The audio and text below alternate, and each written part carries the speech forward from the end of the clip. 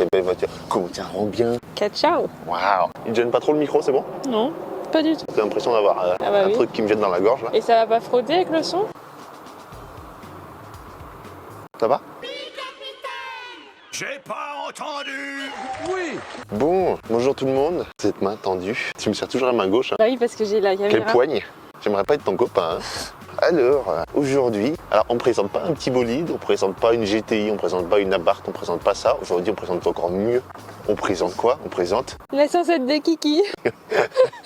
Je vais l'appeler comme ça la vidéo. La 107 de Kiki. Ah oui, alors, on présente aujourd'hui la Peugeot 107. Parce que il faut voir un petit peu tout sur une chaîne. Et que ce qui est encore mieux avec l'automobile, c'est que même sur une 107, il y a des choses à dire. Que tu me crois? Oui, bah bien sûr, parce qu'elle est merveilleuse. Elle est Sûr qu'il y a des merveilleuse choses à parce dire. que c'est la... Mienne. À moi. Oui, À moi. je vais dire la 107 de Kiki, mais petite Peugeot 107. Qui est de quelle année celle-là, la tienne? 2009, je crois. 2008 ou 2009. Normalement, c'est toujours les premières phases. J'ai dit qu'il y avait toujours quelque chose à dire sur les voitures. Et c'est vrai, j'ai toujours raison. Je t'entends rigoler derrière le micro. Non. Et même sur ça, on peut faire une petite partie historique. Je me gratte l'œil. Ah, on continue. C'est pas grave, on t'attend. Non, mais c'est gentil. Alors attends, c'est bon, il est tout propre. Sur celle-ci, par exemple, on peut raconter que c'était censé être une Twingo killeuse, un Twingo killer. Spoiler, ça l'aura pas été. Mais il y a eu une alliance. Il y a eu genre une avengérisation des constructeurs pour lutter contre le monopole de la Twingo qu'il y a eu à l'époque. Fils de pute. Ils cherchent des constructeurs qui pourraient s'allier. Peugeot Citroën, ils se sont alliés avec Toyota et ils ont sorti du coup dans la même année 2005 la Peugeot 107, la Citroën C1 et la Toyota Aygo. Aygo d'ailleurs c'est la seule qui existe encore, hein. C'est strictement les mêmes. Je pense que si tu viens filmer devant, je te change le logo, on a une Citroën C1. Sorti en 2005, Salon de Genève, qui sera commercialisé il est sorti un peu bizarrement là. Il est français? Non, c'est son chef. Qui sera commercialisé jusqu'en 2014. Si tu viens te mettre là, parfaitement de profil, je pense que tu peux voir d'où vient l'inspiration. Hein. Ils ont pris une Twingo, ils ont pris la forme de la Twingo et ils ont changé le logo. Donc ce qui fait qu'en fait on a une voiture qui est toute petite, qui est très bien faite pour la ville, qui doit faire 3 mètres, un peu plus de 3 mètres, 3 mètres 50, 3 mètres 60 je crois, quelque chose comme ça. Mais ce qui fait qu'on a une voiture qui est quand même relativement haute quand on regarde. Bah, elle doit faire presque ta taille, hein. On n'a pas l'impression d'être trop à l'étroit, parce qu'on a quand même de la place. On verra quand moi avec mon mètre 90 je me mettrai à l'intérieur. Ça va. Tu peux nous dire, toi qui fais souvent de la ville avec, est-ce que c'est bien en ville? Oui. C'est bien, oui. Qu'est-ce que je peux dire à l'extérieur encore? Tiens, viens voir, on a montré l'avant. Je lui ai dit que je pouvais changer le logo, on va montrer l'arrière, ce sera la même chose. Ça, on va le changer. Ça, on rajoutera un T. Oui. Et ça, un A. Donc, on va en revenir au fait que les trois constructeurs se sont alliés pour faire cette voiture pour qu'elle coûte pas cher. Peut-être qu'on dirait pas, mais c'est compliqué à faire une petite voiture comme ça. Hein. Ce qui est compliqué, c'est de mettre les éléments de sécurité là-dedans. Si quand tu tapes avec ça, tu veux pas crever, bah rien qu'à voir le compartiment moteur. Alors, le compartiment moteur, normalement, lors d'un choc, le moteur, il est censé absorber l'énergie pour que ce soit pas toi qui te prenne tout dans la gueule. En théorie. Sauf que, on va montrer ce qu'il y a dedans. Si j'y trouve. J'ai trouvé. Oh, j'ai jamais ouvert un capot si vite. Je disais, le moteur, c'est censé absorber. On a quoi? On a 50 cm. Donc là, tu as 50 cm, du vide partout. Lui, on le met à gauche, on peut mettre un deuxième moteur, là, je pense. Ça va pas absorber grand-chose. Donc, c'est-à-dire qu'il y a tout le travail sur la rigidification. C'était compliqué à dire comme mot. De la voiture. Et bah, en fait, ça coûte de la thune. Il fallait bien se mettre à 3 constructeurs pour sortir ça. Ce qui fait qu'on a des éléments qui sont communs à la voiture, c'est les mêmes, mais qu'on a du coup des éléments qui viennent un peu de partout. Par exemple, ce moteur, là, on est sur une version essence. De toute façon, t'avais pas trop le choix. Hein. C'était une version essence 1 litre 70 chevaux. Sinon, tu as eu au milieu de son espérance de vie, pas une espérance de vie, au milieu de l'existence de la 107, il y a eu une version diesel. Bon, je l'ai dit sur une autre vidéo, je comprends pas le principe de mettre un diesel sur une voiture qui est faite pour faire que de la ville, à part niquer le moteur. C'est mon clair, voilà. Oui, mon argument est aussi con que l'idée de mettre un diesel là-dedans. Oui, d'accord. D'accord. Donc voilà, donc là on a une version essence, ce qui est pas con, D'accord. qui est propre. Si on regarde bien, alors attends, est-ce que je peux le trouver là? Ah, là on le voit. Je suis pas sûr que tu arriveras à y voir. Est-ce qu'il en le voit? Tout ça pour dire que là en fait c'est marqué Toyota, parce que c'est un moteur Toyota. Non, c'est un moteur Daihatsu. Raté. C'est un moteur du groupe Toyota. C'est un moteur qui vient de chez Daihatsu, qui est connu pour ne pas vendre de voitures en Europe quasiment. Moi, je connaissais même pas. Ça ressemble aux voitures sans permis un peu. C'est connu plus au Japon pour faire des Kei-car, les toutes petites voitures. C'est un peu le Dacia de chez Toyota, on va dire. Un moteur de Kei-car entre guillemets, dans une voiture comme ça colle. Donc 3 cylindres, 1 litre, 70 chevaux. Il y a un monsieur qui essaie de démarrer derrière, mais... Ah, il a réussi. Ah bah Dacia, commence à faire froid, ça commence à être compliqué pour les Dacia. D'accord. Les Daciaistes en sueur dans les commentaires. Les Dacistes, les T'assistes, ouais. les pauvres. Bon, c'était hautain ce que j'ai dit là. Oui. La voiture en elle-même était quand même relativement fiable. Le problème qu'on va avoir de fiabilité sur cette voiture, ça va être la boîte de vitesse. On est sur une boîte manuelle 5 rapports qui est assez longue en fait. C'est marrant pour une voiture de ville d'avoir une boîte étagée assez longue. T'es pas non plus à 6000 tours à 120 quoi. Le problème ça va être sur les boîtes automatiques. Sur ces voitures, Peugeot ils appelaient ça la boîte Toutronic. En gros, c'est la même boîte que t'as là, sauf que c'est pas toi qui passes les vitesses, t'as un robot à l'intérieur qui va venir passer les vitesses à ta place. Le souci, c'est que toi, tu peux doser ton embrayage quand tu fais tout ça. Le robot, il en a rien à foutre. Quand il va passer sa vitesse, l'embrayage, c'est comme si toi, t'arrivais, t'avais l'embrayage, t'as ton pied, t'arrivais. C'était ça et ça. Ça, c'était les boîtes Toutronic. Donc, ce qui fait que niveau à-coup, chaque fois que tu passes une vitesse, c'est comme moi quand je conduis quand t'es à côté. Je trouve pas tes mots. Je m'en mêle mon pinceau. Donc non, juste pour dire que la boîte automatique sur ça, c'est de la merde. Il faut surtout pas prendre si vous trouvez ça d'occasion. C'était les mêmes chez Citroën, qu'ils appelaient ça Senso Drive. C'est beau, hein? Senso Drive. Ouais. Moi, avant, je parlais pas l'anglais. Hein. Ma grand-mère, elle avait une boîte, une C2. Sur sa Citroën C2 qu'elle avait avant, elle avait une boîte Senso Drive dessus. Désolé Mimi. Moins de 100 000 bornes et la boîte était morte. Autant changer la voiture directement, quoi. Ça coûtera le même prix. Donc non, en boîte auto, là-dessus, vous oubliez, c'est mort. Diesel, vous oubliez, ça sert à rien. Oui, putain, c'est vrai qu'on parlait de ça, en fait. On parlait du moteur. Ah oui, c'est vrai. Au début, je parlais du moteur parce que je parlais de la rigidification. Tout ça pour dire que ils ont plutôt pas mal réussi leur coup sur les crash tests Euro N4. Attention, je me coupe mon mum.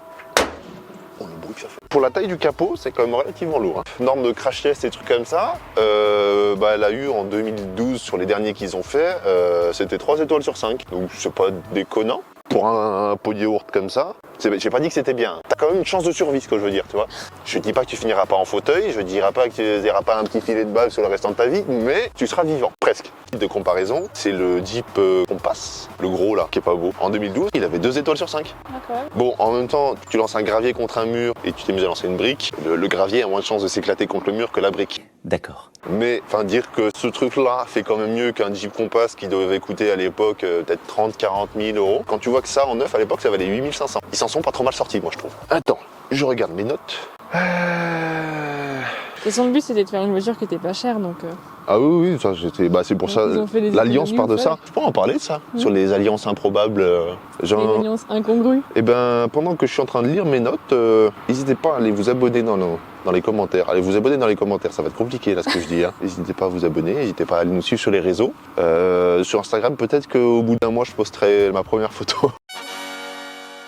Et d'ailleurs, je ne quitterai pas mes notes des yeux tant que vous n'êtes pas abonné. Ça va être long. Hein. Non, je crois que j'ai tout dit. Hein. Si jamais l'autonomie est pas mal en vrai. Sur un cycle de ville, on va être sur 500 km d'autonomie. On peut monter jusqu'à plus de 700. Si on fait de l'autoroute, tu peux partir en vacances avec ça. Elle boit pas beaucoup. Ouais, c'est ça. C'est que ça boit pas tant que ça. Pour 3 cylindres et 70 chevaux, tu m'aurais dit qu'elle fait du 10 litres au 100. Bon, ça aurait été un peu bizarre. Parce que c'est tout léger. J'ai pas dit, ah tiens, il y a ta voiture là-bas. Ça s'entend en bruit, mais ça se voit pas. On ne voit pas à la caméra, mais je pense qu'on reconnaît le bruit. J'ai dit oui, c'est tout léger. Ça fait 800 kg à peu près. Ouais, le rapport poids-puissance, en fait, quand tu regardes, ça fait une voiture tout à fait classique. Hein. C'est pas sous-motorisé, ce que je veux dire. C'est que 70 chevaux pour 800 kg.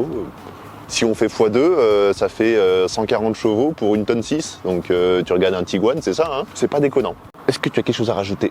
J'ai froid. Non, pas spécialement. Après, la ligne, elle est foutue et que tu prévois de changer toute la ligne. Ouais, ça, on va en parler Ta aussi voiture. après. On va parler des petits défauts de ta voiture. T'en fais pas. J'ai prévu des choses Ah. dessus.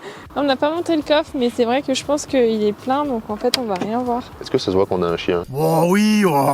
Ouais, je pense. Léger, hein? Ouais, tu mets 2 sacs de course. De petits sacs de course. J'ai les œufs de ce matin.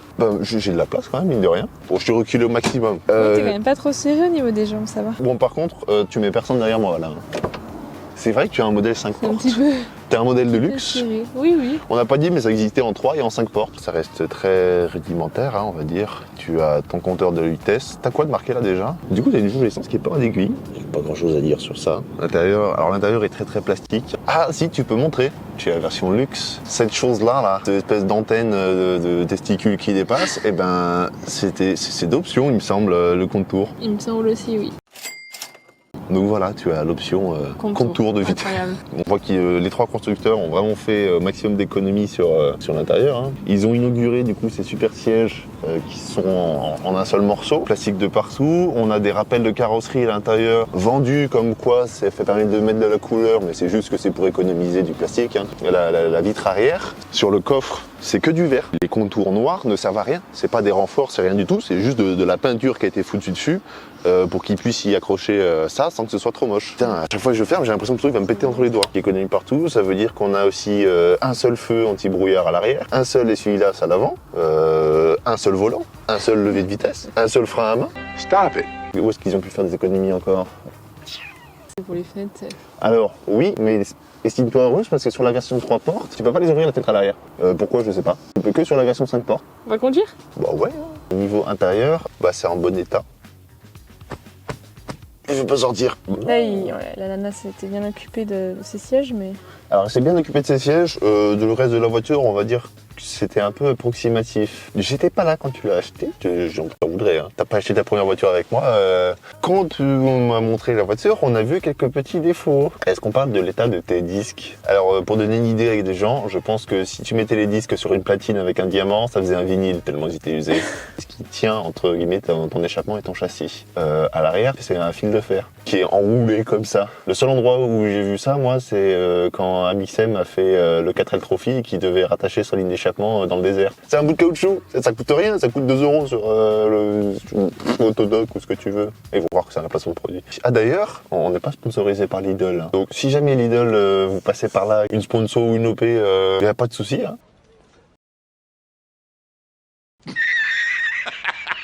Et j'ai rien d'autre à dire. Faut mettre les coups de gaz, le bruit de tracteur. Je te laisse aller à l'arrière et puis je t'en fume. C'est ce que je demande tout le temps. Hein.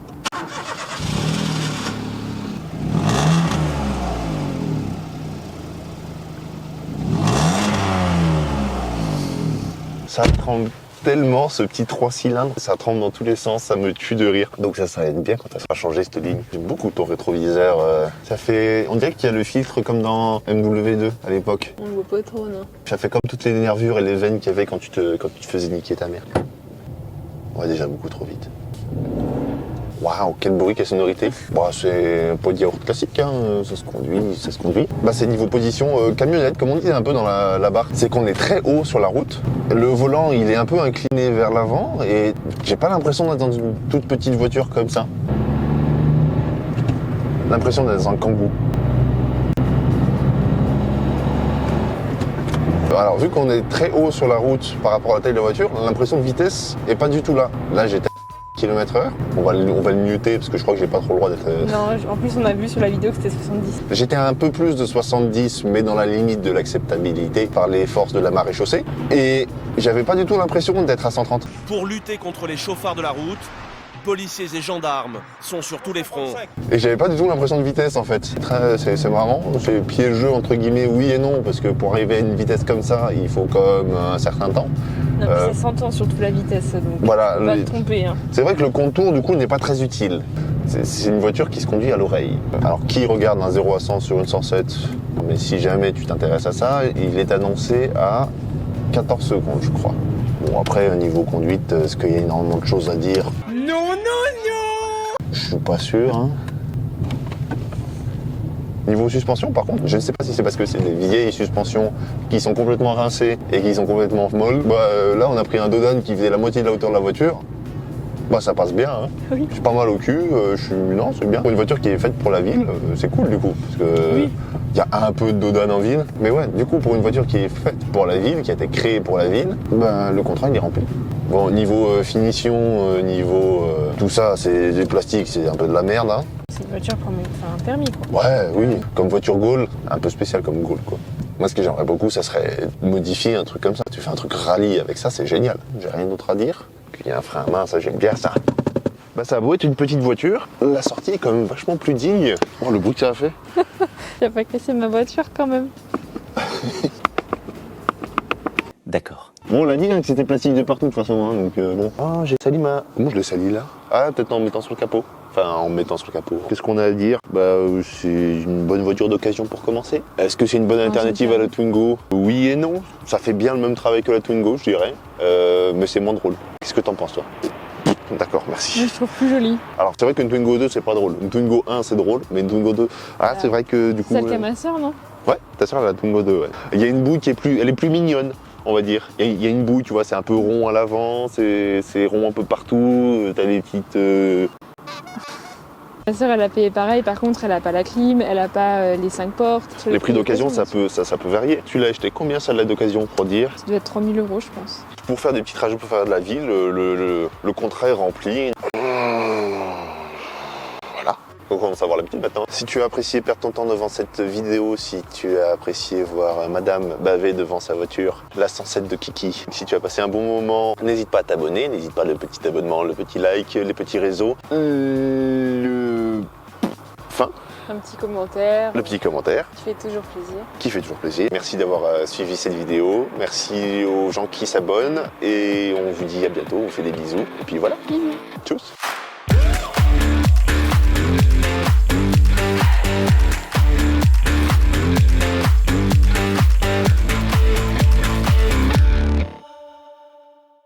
D'accord.